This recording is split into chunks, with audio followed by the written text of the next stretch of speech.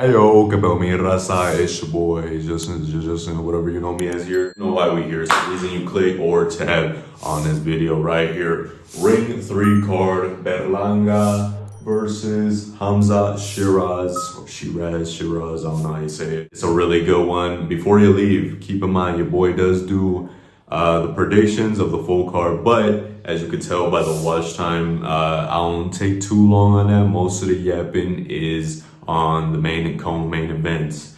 So yeah, most of it's brief because a lot of people don't really give a shit, but I do predictions on all of the fights. Now I know I can't fix this glare, that little stupid thing you see right there. I can't really fix it. I mean, I could try, as y'all can see, but I'm not gonna keep my hand here the whole fucking time, so just ignore it. The press conference did just wrap up right now as me recording this video. What do y'all think about it? If you haven't seen it, go check it out after this video and come back and tell me what y'all thought of it. I personally really liked it. It was a little cringe when Oscar de la Hoya, yes, de la Hoya, not de la Hoya, in case if that's what you were saying. Because I used to say de la Hoya.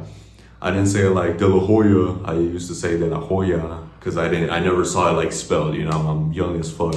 I never really saw him fight even growing up. I did get to catch somewhat of them, but not really. Anyways, that's besides the point. I personally didn't hate it. I did think that it did a lot of promotion. Honestly, I did. Someone said like, oh, this does nothing.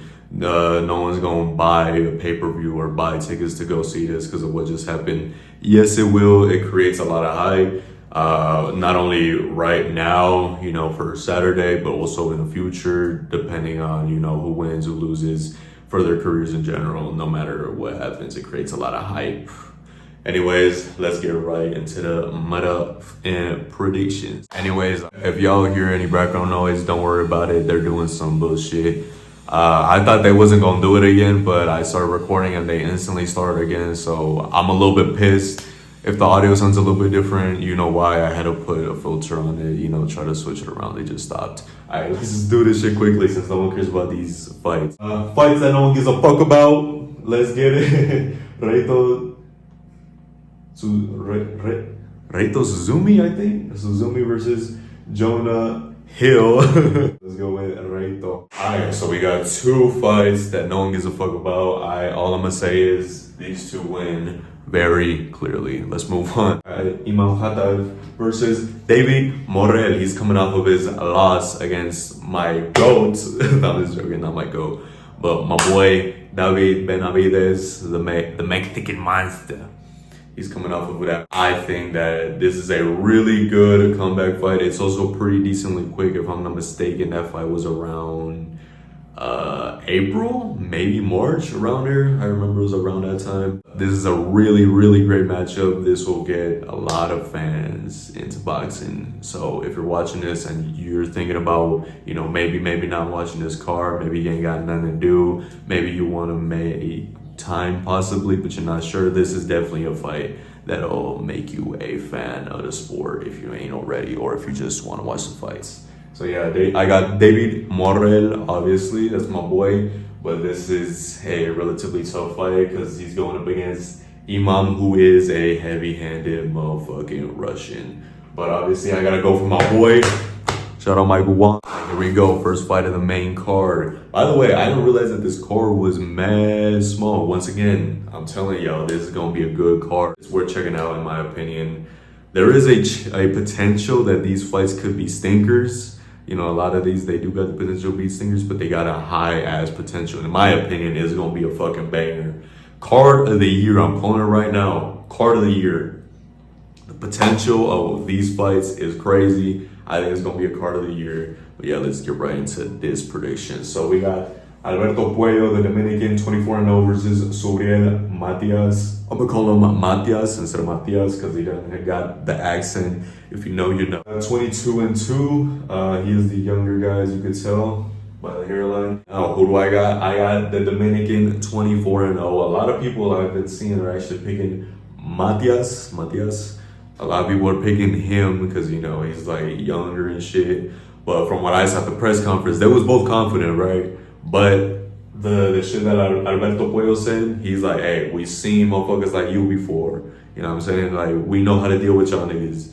And that to me, I was like, ooh, you know, he knows a little something, you know what I mean? Hey, he might know more than some even. So yeah, I'm gonna pick him over Subriel Matias.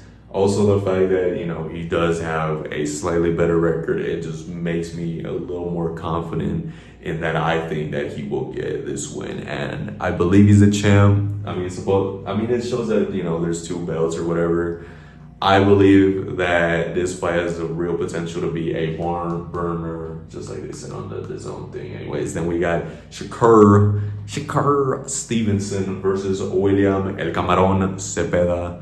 One of the worst nicknames in world combat sports. Really one of the worst. If you don't know what El Camarón means, it means the shrimp. I'm not gonna tell y'all why that's his thing. No, it's not because he's got a little dick. We don't know that shit. We don't know that shit, nigga. But yeah, Shakur Stevenson versus William Cepeda. I know what y'all are thinking. Oh, he's got the Mexico shirt on. He's gonna choose William Cepeda. Just stick with me. Don't leave this video. Hold up. Just chill. How do you be a defensive motherfucker? How do you do it? Huh? I'll tell you how you do it. It's the same way that Julio Cesar Chavez Senior, not Junior, Senior, you know, the original Julio Cesar Chavez. It's the same way that he beat Floyd's granddaddy, with a lot of pressure. That's how you do it, which also was pointed out in the broadcast team after the press conference by Oscar de la Hoya. And he said, like, hey, how do you beat him? You beat him with pressure, you beat him with volume. That's how you do it. And I thought, like, oh, like, you know, he's really right. And we know this dude is a tornado. He goes out there, he throws a bunch of punches. This dude does not get tired. I wish to be like him, man. Camarón, Cepeda, si estás viendo este video, por favor, déjame entrenar contigo, güey. Dime cómo le hago. Dime cómo le hago para estar como tú, tirando miles de jabs y toda esa madre por round. Por favor, enséñame. Anyways, that's just me pleading right there to Cepeda to teach me how to do it. But let's come back. Let's return. I get a little carried away. But yeah, that's how you do it. And what does he do? He does it the best. You know, he just doesn't get tired. It's crazy how many fucking punches he throws. So because of that, I do think he'll get this done. First, I will say, I had Shakur win, and I was like, you know what, this is a good fight. But I think Shakur, you know, the way he's coming into this fight, he's looking a little different. He's moving a little different. Shit, he does have the size advantage over Cepeda. Honestly, he does. I've been seeing him in a couple videos here and there. He's looking a little bit bigger. You know what I mean? You can see he just looks in real good shape this time around. Not to say that he was in bad shape before, but he looks real good right now, like, honestly. No gay shit, obviously. But I've just been thinking, like, damn, like, I don't think he's underestimating him, but he's been saying shit like, oh, we're gonna go to war, like, people think I'm gonna run.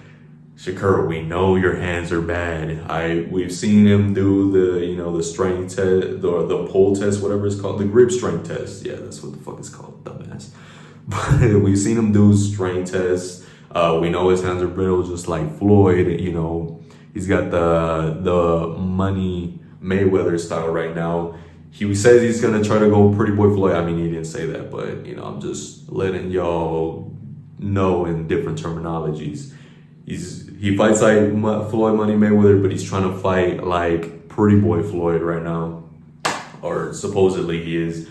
I just don't think it's a good idea to do it. You know, I don't think he hits that damn hard. I'm not saying he's got pillow punches. He could definitely, you know, throw hard, but I just don't see him beating Cepeda. Whether it's a firefight or, you know, his typical fights, I just don't see him getting it done. Honestly, he could prove me wrong. You know what I'm saying? He could potentially do it, but I just don't think that there's a way that he does it unless he hits him with a perfect shot that just knocks out Cepeda. I just how do you deal with a guy who just doesn't get tired and throws volume like crazy? Maybe he'll test his chin, but a guy like Shakur, he's got brittle hands, and that's his biggest problem. If he didn't have brittle hands, I'd be like, you know what? He could still get the knockout, but nah, I just don't think it's happening. He's got brittle ass hands. Leads me to the main event of the evening between Berlanga and Hamza Sheeraz.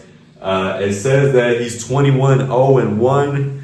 He lost his last fight. I might make a video on that, depending on, you know, what happens on Saturday. I was originally gonna make it, but I was like, you know what, fuck it.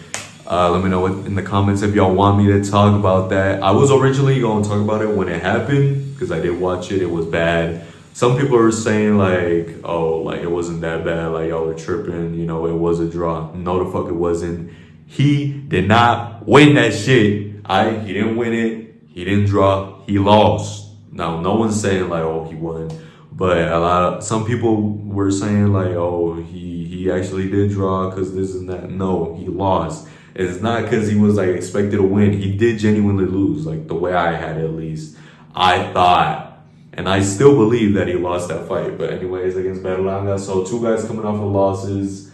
Both are big dudes. One of them, I mean, big dudes for different reasons. One of them is like genuinely a big dude, and the other one's just a tall, skinny nigga built like an NBA player. Stay with me. The reason why Berlanga takes this over Hamza Sheeraz is because of size, and I just don't see him getting knocked out. He has a real good chin. Yes, he does get dropped. Would he get dropped in this fight? I'm not sure if he's going to get dropped by Hamza Sheeraz. It could absolutely happen, but I just don't see him getting knocked out, honestly. He has a really, really good chin. If Hamza Sheeraz knocks him out, I do think that, you know, we would end up with a new competitor for Canelo, Saul Canelo Alvarez. We just would, you know, because he didn't knock him out, but this motherfucker did. You know, skinny NBA player-ass, build-ass nigga. Now, when it comes to the size difference, I do think there's a size difference. A lot of people are going to say, if they haven't already, they're going to be like, oh, they look around the same size. Berlanga's a big motherfucker. I already said that on this channel back when he fought Canelo. He's a big dude. This time around, he's done a lot better of a job. Keep in mind, this is a day before the weigh-in, so I may be wrong. But from what I've been seeing, he's been doing a lot better at cutting. He's looked a lot slimmer from the interviews I've been seeing him do. He's looking slim this fight week without looking like super drained. He looks healthy as fuck. Usually he looks unhealthy as shit when he's coming into fights, and we've seen him just look real drained in the face. Not so much the body. He's always doing a good job at that, but face-wise, he just always looked like that when he was doing the weight cuts at this weight class. Hamza Sheeraz, the boy needs to eat a lot more. He's skinny as fuck. When I looked at the arm comparisons, keep in mind, this ain't like normal walk around weight Berlanga. This is him currently cut in weight, and you can tell because his arms are, you know, definitely smaller, but they're still way bigger than Hamza Sheeraz, and that's the size difference that I'm talking about.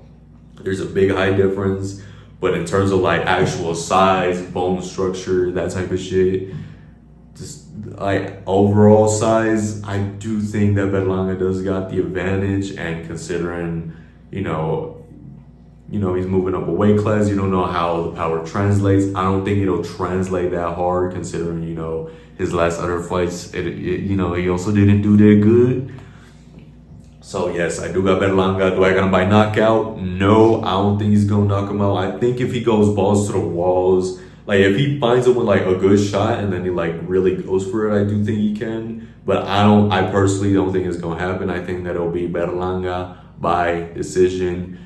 I think his chin is too good. I think he will be able to take his power. Will he get dropped? Maybe. I'd say like there's probably a 40% chance that he gets dropped, because Hamza Sheeraz, he's really accurate, and I think that if he brings out the Hamza Sheeraz that we saw before his last fight or last 2 fights, I do think he will be able to drop him and find him with, you know, that shot that he was known for. However, like I said, size difference, the fact that he looks like he's doing a better job at cutting this time around. He's been looking healthy in his weight cut so far. Also the fact that, you know, he's just a big dude with a good chin and he hits hard. I just think that he has all the advantages coming into this fight, except for, you know, the height and reach. But it's not that big a difference. A lot of people are thinking that there's going to be a huge difference. It's not going to make that big a difference. Either way, Hamza Sheeraz, he's not a guy that's particularly good with the jab. Anyways, let me know what y'all think in the comments down below. Let me give y'all a quick rundown of the predictions in case of you already forgot. Now, I will give my lock of the card very soon. So obviously, you know, the first three on this side, especially David Morel, it's a good ass fight. Same thing with Alberto Puello, Suriel Matias, really good fight. However, I'm gonna go with the Dominican Alberto Puello, the current champion. I said Puello, not Puello. Then we got William Cepeda for once changing it. I just realized the only time I'm going for this side is for Cepeda, so it doesn't look good for your boy, because, you know, he's Mexican, I'm Mexican, I get it. But trust me when I tell y'all that he's gonna win. It could either be really good or really shit, both of these fights, but I do think that this one is a guaranteed banger unless Hamza Sheeraz completely shits the bed and he does fucking nothing again, like how he did in his last fight. But I do think that he'll probably come in, you know, trying to prove something this time around, just the way that he's, you know, he's got a bit of a different energy this time around. Obviously, Berlanga, he always brings the same energy all the time. So yeah, I will be picking him over Hamza Sheeraz in the main event. Let me know what y'all think in the comments down below. Do you think I'm right? You think I'm wrong? What do you agree with? What do you not agree with? You know, just comment down about anything in relation to this card. Do you want to see me do a video on, you know, what I said on the robbery, you know, that happened, and the fact that Hamza Sheeraz isn't giving bro a immediate title rematch, and I don't know if he's gonna give it to him. I'd hope so, you know, if they get the rematch going, but it probably ain't gonna happen. You know, if you want a video on that too, and I'll see y'all in the next video. Remember to like, comment, share, subscribe, and I'll catch y'all later. Peace.